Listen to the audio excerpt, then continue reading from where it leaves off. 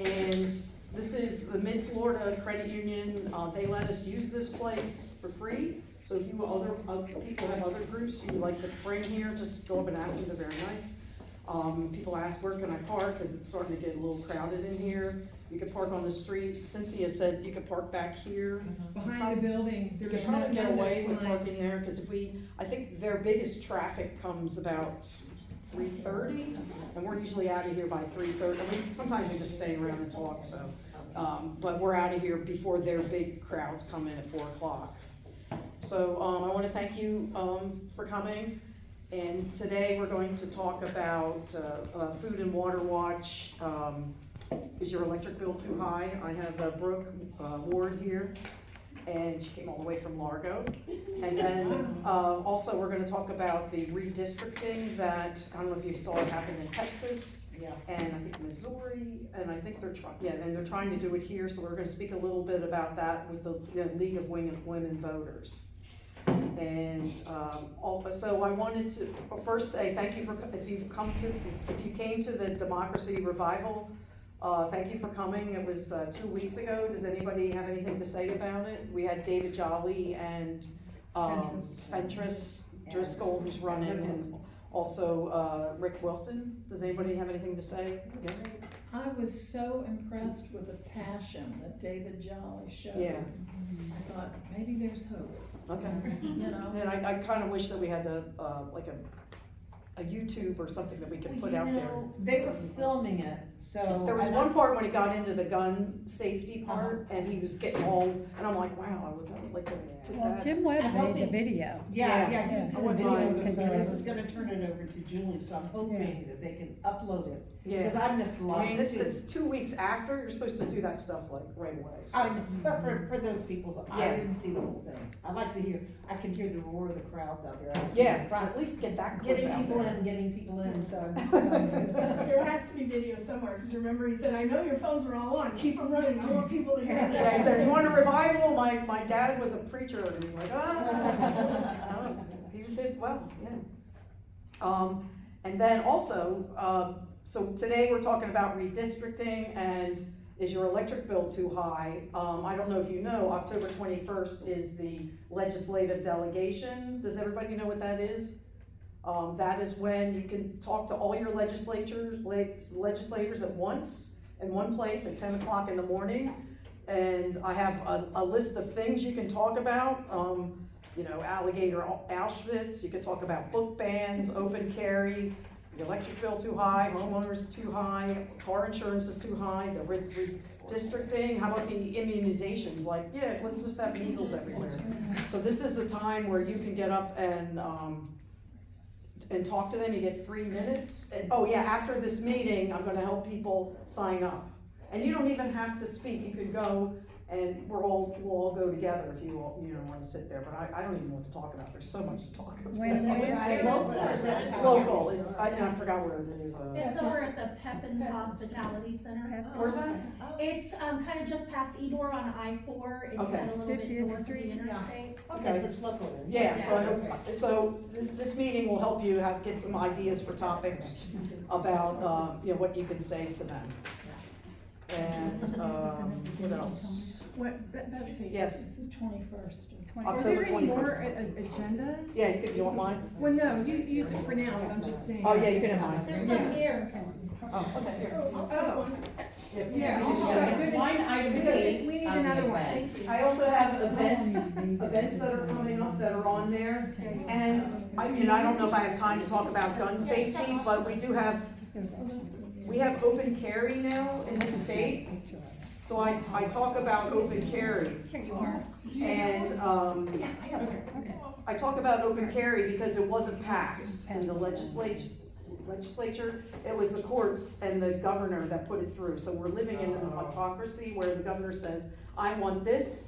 He uses the courts and he gets this. Just like with the immunizations, just like with the book bans. Look at the alligator Auschwitz, like all this stuff is just, he's being a dictator just like Trump. So, anyway. Oh, so getting back to open carry, just one more thing before I let Brooke take over. Publix is going to allow open carry. It just ain't They are? open carry at Publix. We don't like Publix anyway. And it's in my notes, but they just allowed it today. I said they were concealed carry, but now they're open carry. Oh, Publix. God. So maybe Oh, my we'll, God. maybe next meeting we'll think of some way to boycott them. We'll scream at the. Yeah. Protest out manager. front. I mean, Yeah, I don't know and what. say, hey, I shop here, but I'm not shopping here anymore. Let the manager know. Right, Yeah. absolutely. Yeah, you say, Yeah. I'm not shopping here anymore. Yeah. Go in and get a cart full of groceries. Yeah, and and then just take leave it it. in and say, oh, I just remembered. Yeah. Yeah. You guys are open. We'll all go together, Right. right after the meeting, we'll go over there, Why do you get have a that? cartload. Oh, no, open carry. And then you can leave your notes on top of all the, Yeah. Yeah. Yeah. We can think What of are they some, gonna do? what I let's would have bought. you have some ideas, yeah. I thought That's I a good saw it idea. down, so I had Yeah. to leave. I'd say use it in your favor. Wear your Kamala Harris T-shirt and have your AR on your back. Oh, there you know. go. That's a good So- idea. yeah. So show them the Democrats open carry too. And All right, I'm gonna let Brooke speak now. And she's gonna give us ideas and how we can fight back. And Publix has a role in this as well. Oh, yes. You'll learn about. They support. Yeah. Well, hello, everybody. If I haven't met you yet, my name is Brooke Ward. I'm the Senior Florida Organizer for Food and Water Watch. We're a national organization based out of Washington, D.C. We just turned 20. And we started years ago. Our executive director was working for Public Citizen with Ralph Nader and realized that there was a niche around food and water that just wasn't being covered by grassroots organizing. And so she started Food and Water Watch, but our organization has grown substantially since then. And our primary areas are that we work to protect our food, water, and climate from corporations that put profits before people. So our work here started in Florida in 2014 around banning fracking. Food and Water Watch was one of the lead organizations in the nation to fight fracking. And we were, with a coalition of partners, responsible for getting every gubernatorial candidate in 2018 on the record supporting a ban on fracking. And that started from grassroots efforts in local cities and local communities to build support against fracking, where we elevated it to being an electoral issue. And so that is really where our focus is on building enough political power that we are able to move elected officials to support policies that win improvements, real improvements in people's lives. And so after our fracking fight kind of came to a close right around 2020, day 3 in office, surprisingly, DeSantis, did pass an executive order ending fracking in the state. But we decided, we need to expand the work we're doing. It's not just fracking that's a problem. It's the continued reliance of and burning and transport of fossil fuels that are not just impacting the entire nation, but specifically impacting Florida a lot. We're ground zero for climate change. I mean, we saw what happened last year when those storms came through. My childhood home was destroyed. I'm sure a lot of you know similar families that dealt with those issues if you didn't deal with them yourselves. And we know the science is clear that fossil fuels are driving extreme weather events, they're driving extreme heat, and they're driving up our electricity bills. You were wondering how I was going to get to electricity. And so as we were fighting, fossil fuels, it became very evident that the political climate in Florida had just politicized the entire discussion around climate change, around fossil fuels, where it did not become an issue for Floridians. It was an issue, that's a Democrat, that's a liberal issue. And so, I worked with my partners and with my org to how do we meet people where they're at? And it was this link that the same fossil fuels driving the climate crisis are driving our electricity bills. In 2022, when Russia attacked Ukraine, we saw the cost of fuel skyrocket. Bills for Tampa Electric customers went up 62% in 1 year, and that was a direct result of the cost of fuel. Because in Florida, fuel costs are a direct pass-through. The utilities do not need to assume any of the cost of the fuel that they're burning, which is why it incentivizes them to continue burning fossil fuels, because even though they're not supposed to profit off of it, Tampa Electric owns People's Gas, who they purchase gas from. Florida Power and Light owns the pipelines that bring the gas in. So they find very creative ways to still make money off of this infrastructure, even though they're not supposed to. And if you look at your electricity bill, you'll see that there's energy cost and there's fuel cost. That fuel cost is not the energy you are using. It is the cost of the fuel they are burning to create that energy. So if we think about that, if we're not burning fuel, right there, that crosses that line item off of your bill.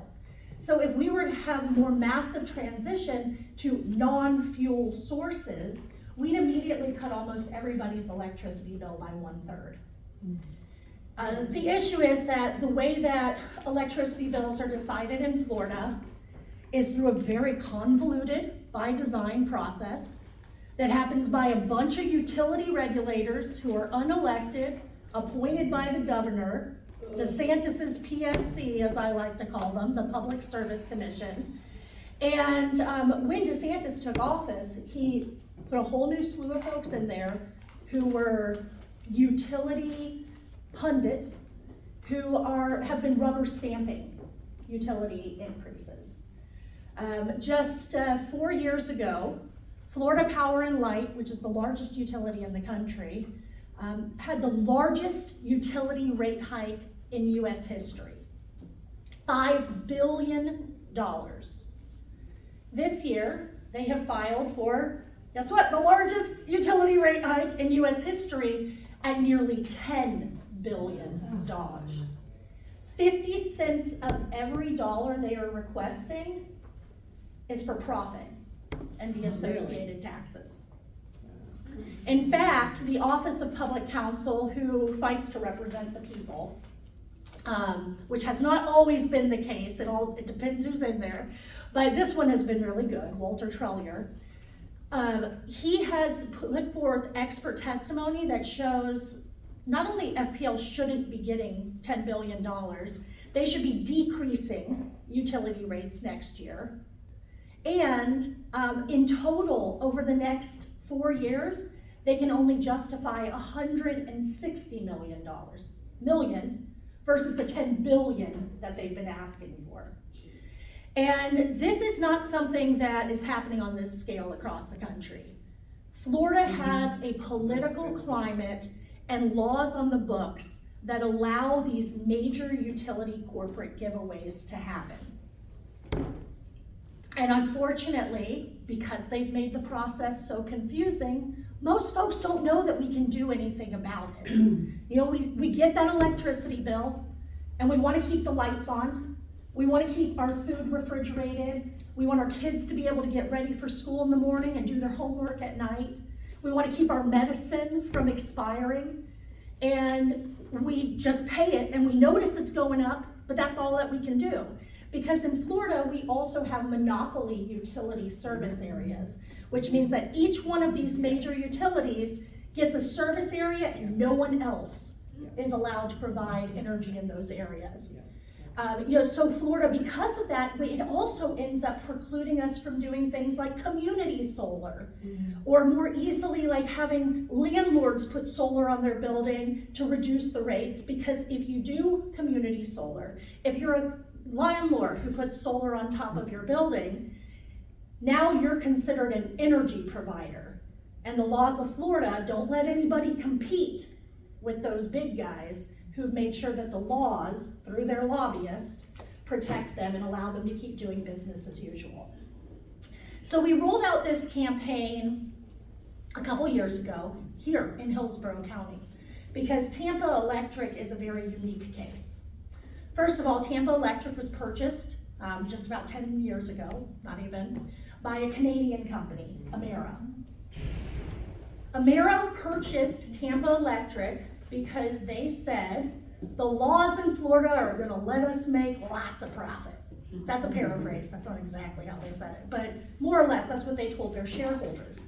And last year, when they were asking for a massive rate increase, which they were granted, but they bragged at their annual shareholders meeting that even though Tampa Electric customers only make up 30% of their customer base, they're making over 60% of their profit from Tampa Electric customers. What's their name? Amera? Emera, E-M-E-R-A, they're based out of Nova Scotia. Because in Canada, they don't allow this to happen. So to make the profits they want for their shareholders, they came down here to Florida and purchased a utility that was up for bid. So we were working to get our local elected officials, specifically Hillsborough County, to push back against these rate hikes because Tampa Electric asked for that massive rate hike last year. And through our work with the Hillsborough County Commission and former Commissioner Pat Kemp, we were able to start to build some public pressure. We were able to get this covered in the news. In fact, Tampa Bay Times has hired on Emily Mahoney as an energy and climate reporter because of the work that we've been doing here. And she has been phenomenal. If you've seen any of her pieces. Well, sorry to Partially, interrupt, yeah. but, it's just so funny. Yeah. Instead, the front of the St. Petersburg, or the Tampa Bay Times newspaper, CEO of Florida Power and Light defends rate hike request. The increase would give the utility the highest shareholder profit in the country by Emily Mahoney. See, and I did not plant that. This was. This is what's happening. But because of Today's this, paper. Today, Yeah, okay. we've been exactly. able to get this elevated in the Front news. page. Yes, Yeah. because right now, Florida Power and Light is going through 2 weeks of hearings in front of the utility regulators to decide if they're going to allow their rate increase to happen. Where is this happening? It's happening in Tallahassee. Oh. Yeah, it all happens in Tallahassee. Yeah. And that's how we got Hillsborough County involved. Because we're like, Tampa Electric customers are a really unique base. We're hyper-local. And for any one of us to go to Tallahassee where these hearings are happening, it's 4.5 hours one way on a Tuesday morning. Yeah. You know, this is not accessible. So we did get successfully the entire county commission to unanimously call for in-district hearings. And for the first time in 15 years, we had in-district hearings here last year. However, the Public Service Commission, those utility regulators, even though their staff, the experts, said that that rate hike last year should have been cut in half, they rubber stamped it. And in fact, at this point, happening next month on November 4th, Tampa Electric has asked to increase that rate hike from last year because they want more money. And they're filing a new rate increase in the new year to increase rates in 2027 and 2028 as well. So it's happening one after another, after another. Yeah, It actually happened the year before last year too. yes, So it wasn't just 24, it was 23, 24, 25. yes. So it's every year. And I gotta tell you, Yeah. I've looked at for over a decade what they're doing in other states. Georgia. Okay, I'm from Florida. I'm proud to be from Florida. I have cousins who live in Georgia. I feel sorry for them. But they do have 2 Democratic senators and Stacey Abrams. So anyhow, about 10, 12 years ago, a law was passed having to do with renewable energy, solar energy. And in the state of Georgia, if you own an apartment complex, you can put solar panels on that apartment complex or office building, whatever, and you can sell that energy to the tenants, which is about, right now, it's about half the price of Yes. fossil fuel. So you save your tenants money, you make profit, and it keeps the air clean and all this stuff, okay?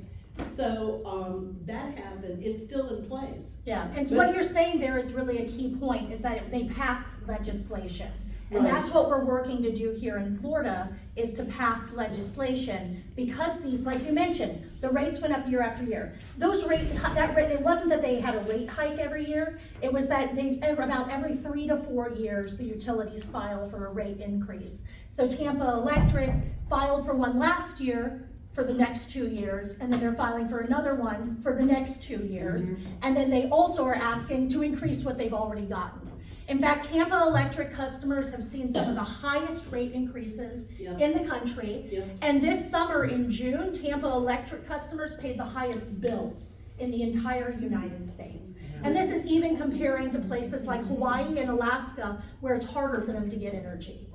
Tampa Electric, a port city with a pipeline, is charging more than anybody else in energy. Yeah, do you have a question, John? I think it's good to note that Emera's stock price is up like 28% over the year, and they give out a 4.4% dividend, Which is high, that's a high dividend. So it's not like they're hurting. Yeah, they're in fact, the utilities are recording record profits while our bills are shooting out the roof. So I don't like to just give a problem, I like to talk about what's the solution. So these rate increases are being rubber stamped, as I mentioned. And that is because the utility regulators are accountable to the governor, not to us. And the governor has chosen utility folks. So the rate increases are a great way for us to reach people. Because I can go to someone's house, knock on their door and say, I'm here about our skyrocketing electricity bills, and everybody knows that's going on because they notice what's happening to their bill, it's going up. And so this is how we're able to educate more people, is using the utility rate hikes as an opportunity. It's also a great time to get people to reach their elected officials. So like right now with this Florida Power and Light rate hike, we have next week a letter that we are releasing that has over 30 elected officials across the state of Florida who are opposing FPL's rate hike. That has never been done before, it has never been filed, and even though we have thousands of public comments going into the docket on these rate cases, elected officials' voices matter more. It's just the way that it works. And so, so we are building this pressure, and elected officials are hearing more and more about it. Because in order to pass legislation, we need the public power, the political power, to get this moving. So last year, Senator Gates, not a name that anybody was expecting a whole lot from, in a good way, but Senator Gates of the Panhandle, he's Matt Gates' dad, Don Gates, introduced a piece of legislation to cap these utility rate increases, showing that there is an appetite from Republicans on this issue. And then earlier this year, when we started really rolling out pushback on the Florida Power and Light rate hike, we had Pembroke Pines send a collective letter opposing the rate hike. So a very blue stronghold. And then just last month, we had Collier County, a 5-member, all Republican, hardcore county commission, passed this resolution opposing the rate hikes and specifically calling out DeSantis, Al Britton, and Jose Perez. Those are the leadership in the legislature. Bet you guys know that. But and calling them out for allowing the utility lobby to do this. So this issue is not a political issue. This is a Florida issue, and it's somewhere that we've been able to find that falls outside of these culture wars. It's not one of those dog whistle things that it's like, oh, that's a Republican issue, that's a Democrat issue. No, we're all struggling. And so we've built a lot of movement this year in order to start pushing forward affordable energy legislation. And what that looks like is reforming how those utility regulators can make their decisions. So things like linking performance, or linking profits to performance. Right now, and this is baffling to me how this is legal, they get their profits based off of how much equity they have, which means how much infrastructure they build. So they are being incentivized to build more and more and more. In fact, when I talked to Senate President Albritton's office, they've been getting a lot of complaints from Republican constituents because of Florida Power and Light doing something called gold plating the grid. And what gold plating the grid is, where they add more infrastructure and update it where it doesn't need updated so that they can make more money off of it because then it's worth more. I liken that to like if I got a roof on my house every 2 years. Like that's a waste of money. You don't need a roof on your house every 2 years, but that's what these utilities are doing in order to get more money. So the first would be linking profit to performance. Performance on things like energy efficiency. You burn less, you get more. You invest in the cheaper fuel sources like solar, then you can get more. Yeah. You know, these are things that are easily doable and could save us a lot of money. The second would be fuel cost sharing. So right now, as I said, fuel is a direct pass-through. The Southern Alliance for Clean Energy has found that even 2 to 3% cost sharing will rapidly move utilities toward clean energy. And that in states where they have been doing fuel cost sharing, bills have quickly gone down 20 to 30%. What is Yeah. fuel cost sharing? So fuel cost sharing means that fuel that they burn to create your energy, that right now you have a fuel cost that you're paying for. It means that instead of you paying for all that fuel, the utility has to assume some of that cost. Okay. So, and these are not blue states that are just doing this. It's happening across the board. In fact, Wisconsin has an 80%, 20% share. Right now, Georgia and South Carolina are both fighting to do, you know, a 90-10 share and a 95-5 share. So this is not something that's unheard of or something that's like super liberal. And you know, I use it that way because I know what the people in power are often trying to call the efforts that we're doing. So fuel cost sharing would be the second major way. And then the third way would be putting some transparency and some accountability into this entity that's making these decisions. And so this is law that is being introduced this year by Senator Carlos Guillermo Smith. He is championing this legislation. We do not anticipate the bill will pass the first year. You know, this is, if you've been working in legislation for a while, legislation takes a few years to really build to the point that it passes. Who is this? Carlos Guillermo Smith is a Democratic senator out of Orlando area. But Senator Gates has also introduced legislation once again to cap. So we have people from both parties pushing this legislation forward. We have Senate Minority Leader Lori Berman is going to make this a priority in the Democratic platform this year. I just spoke with House Minority Leader Fentress Driscoll last week. She also is going to make this a priority in her campaigning this year, or in the priorities for the House this year. And so what we are really ultimately looking to do with the efforts around this year is to make this an electability issue once again. Because it is a widespread issue that is impacting all of Florida. And we've already seen some moves on gubernatorial candidates and other statewide candidates picking this up. We just talked about David Jolly.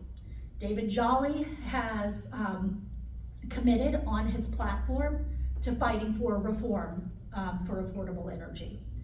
We also have Jose Javier Rodriguez, who was ousted from office some years ago. He was a major climate champion in the Florida State House.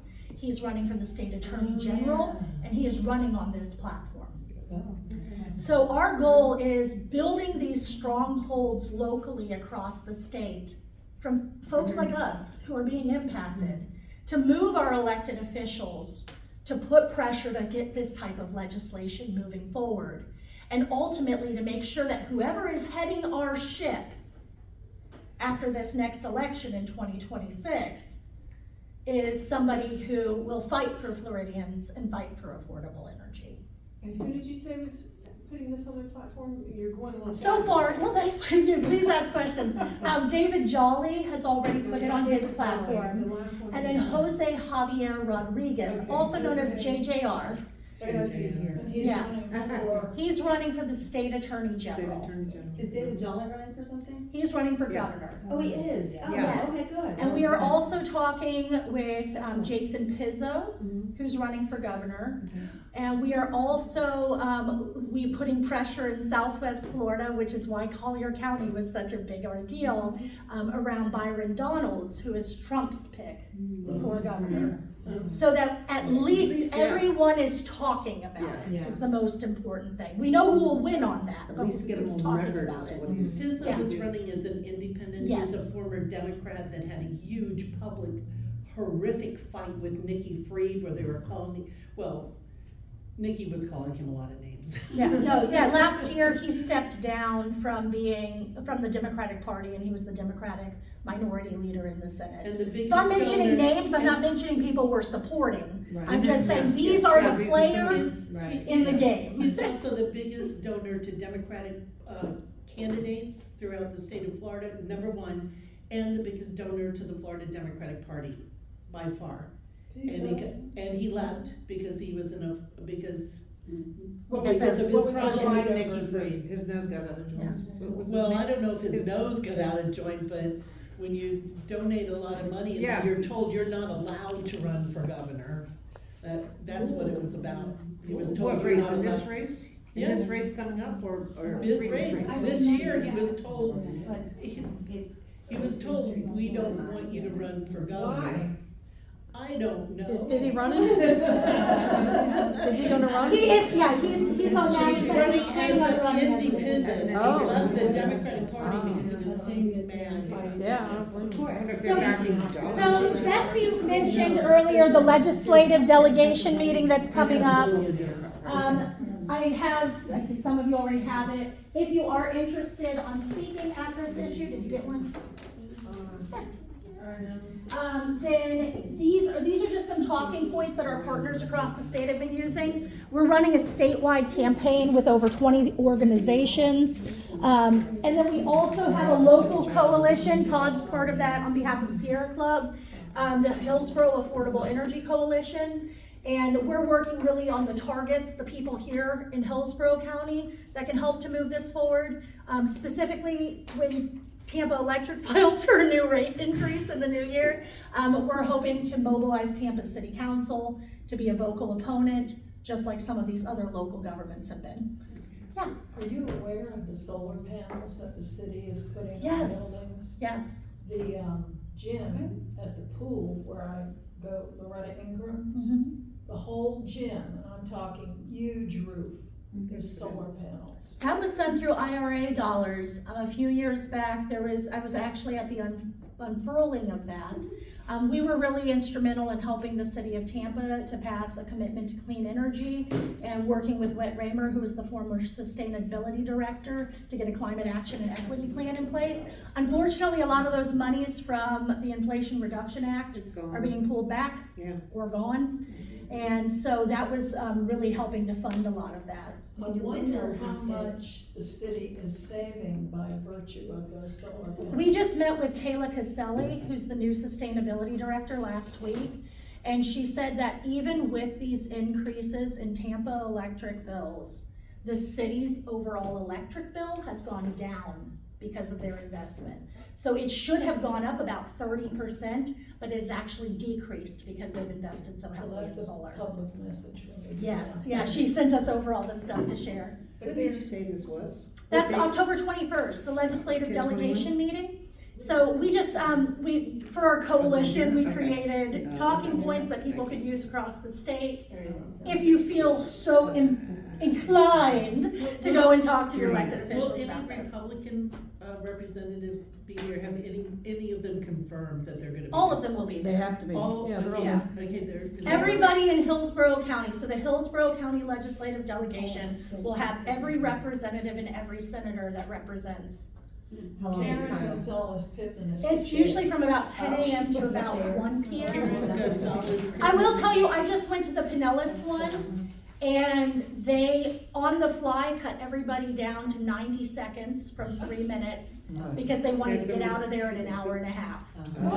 And last year, Hillsborough's lasted about 4 hours, so I wouldn't be shocked if they didn't try to pull the same game.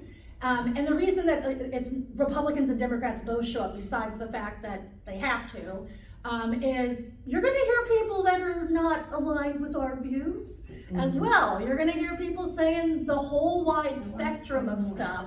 So the more of us that are coming out, you know, on similar issues, making similar pleas, affordability being one of the biggest ones that we're seeing across the state right now. You can print out signs or hearing something that. for everybody to hold it. You know. We plan on doing that. Are you allowed to have signs there? Look out. Or small signs? Yeah, I mean, they're not, they can ask you to stop, but usually, like, unless you're coming in disruptively, you know, we usually take something like the size of a piece of paper, have it folded up, and we'll just pull it out, Yeah. just to show, you know, unity. But yeah, that's what I wanted to share. I do have a petition here, which I can pass around as well. This is just, we're collecting petition signatures to show local elected officials that their constituents support them fighting for affordable energy. If you're interested in staying involved with our campaign, there's a little checkbox there, and I will let you know when stuff's going on.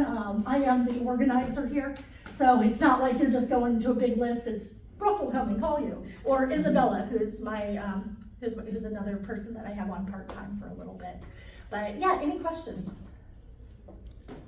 How did, the city of Tampa get away with all these solar panels with that rule? What did you call it? That they're an energy provider. Because they're not selling it to anybody. You're allowed to put solar on the your property own you use? own for your own use. Right. Okay. So they're not charging anybody for that. So I've read before where they've allowed, you know, maybe like all of us wanna start a nonprofit where we all wanna get solar panels for our own home. Would they still allow that? It depends how you do it. So Sometimes if you they do wanna it sell as, the energy back. if you do it as a cooperative, As a where cooperative, yeah. everybody is a co-owner, then you're not actually selling it because you are a beneficiary of what you are bringing. Also, you have to do certain filings and, you know, make sure that you are legally registered in the state.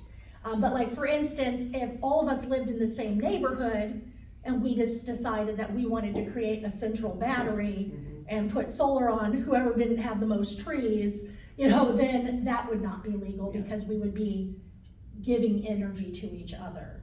And can you sell it back to Tampa Electric? or Yeah, no? so there is something called net Yes. That's metering. not- Net metering.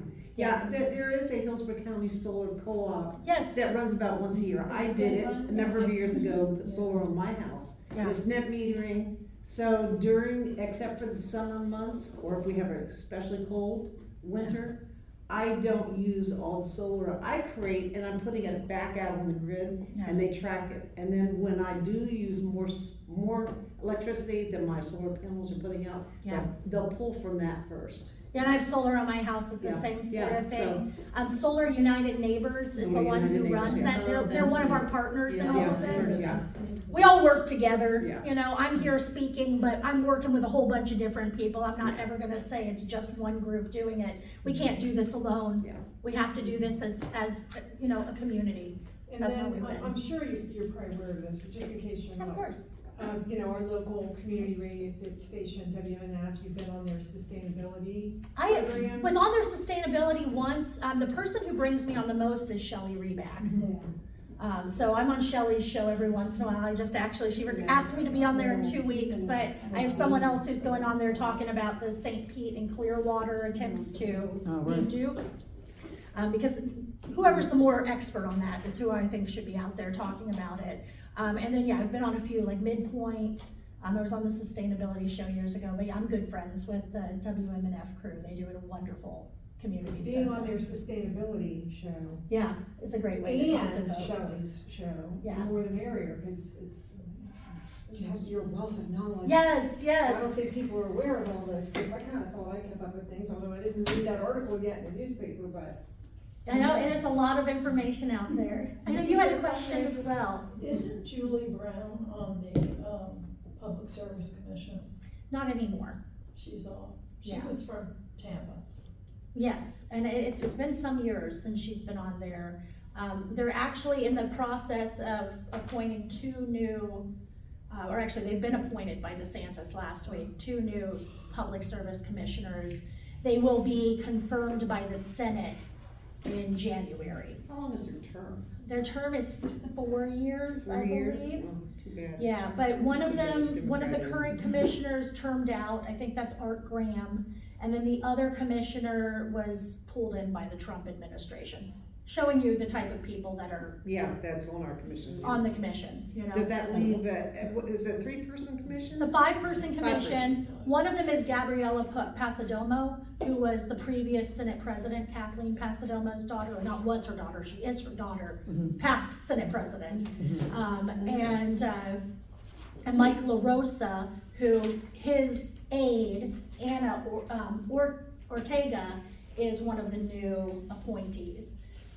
So they're kind of keeping it all in the family. Yeah, so I was gonna say, they're all Republicans, or supposedly it should be a nonpartisan thing. It but should it's be all a Republicans. nonpartisan, and it should equally weigh the benefits and costs to utilities and ratepayers, Florida families. But unfortunately, It's one weighted. is getting a lot more attention than the other. Mhm. Yeah. Okay, pick your poison. The biggest obstacle to passing climate change legislation, whether it's solar energy or whatever, in the state of Florida is the horrifically gerrymandered state legislative districts, the Florida Supreme ultra right-wing conservative Florida Supreme Court, which their rulings are just, I mean, a child would know that they're interpreting the Constitution and the laws wrong, right?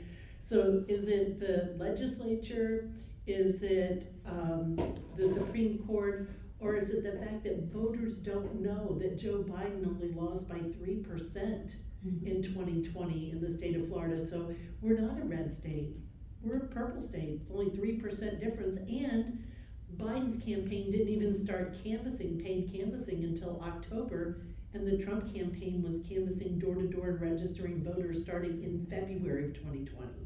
So a lot of people think this is a red state because of the severely gerrymandered state house districts, state senate districts, and congressional districts.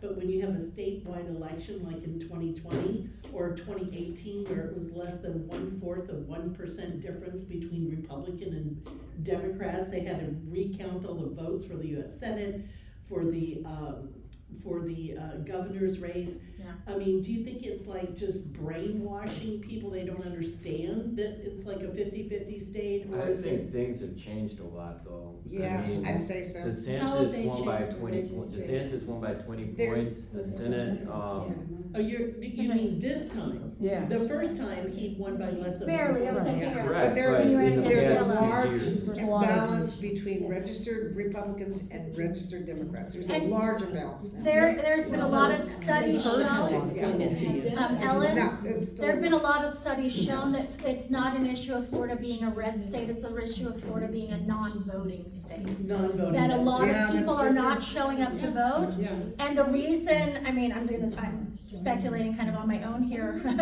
based on not my knowledge about things, this is not a Food and Water Watch opinion, but, Andrew Gillum was a very Yes. Yeah. strong candidate, he ran for something. Yeah. And he turned people out to vote. Yeah. And people show up to vote when there's someone who they can get behind. And so we need to have candidates who are running on a platform that resonates with people, where they feel like someone's fighting for them, and stop trying to pander to the other side's voting. Well, I think that, this is just my personal Yeah. opinion, I think a lot of people are not wanting to join the Democratic Party, and they're becoming NPAs. Mhm. And if you factor those people in with the Democrats, Yeah. then it's not as skewed as we think. No. Because the Republicans are joining the Republican Party, but the Democrats are joining the NPAs. And I think we need to figure out a way to reach some of those people. And then the young, well, it's not just the young kids, but there's a lot of groups that are just kind of fed up. And I think, you hear the message that, in Florida, there's not a chance, it's such a red state. Right. And that people get this defeatist, behavior and thoughts, and then they're like, well, I'm not even gonna bother to go out and vote. But Yeah, yes, having I a hear strong you. candidate, I think is definitely important. So I will say, because I want to be clear, Food and Water Watch is a nonpartisan organization. But, there's definitely, certain candidates that side with our issues more than others. But the nice thing about this campaign that we're running right now is that it is a nonpartisan issue. It is a Florida issue. And what we are hoping to do is get around, just as we have in the past, whether it's Republican or Democrat, and instead getting candidates on both sides of the aisle to hold on to an issue that resonates with Floridians widely and deeply. And we have Republicans and Democrats who are on our sign-on letter that we're turning over next week and who have been vocal and supportive of this. So that gives me a lot of hope that we're able to get around this culture war that's happening by the current administration and actually fight for something that we can potentially start moving the needle on here in Florida.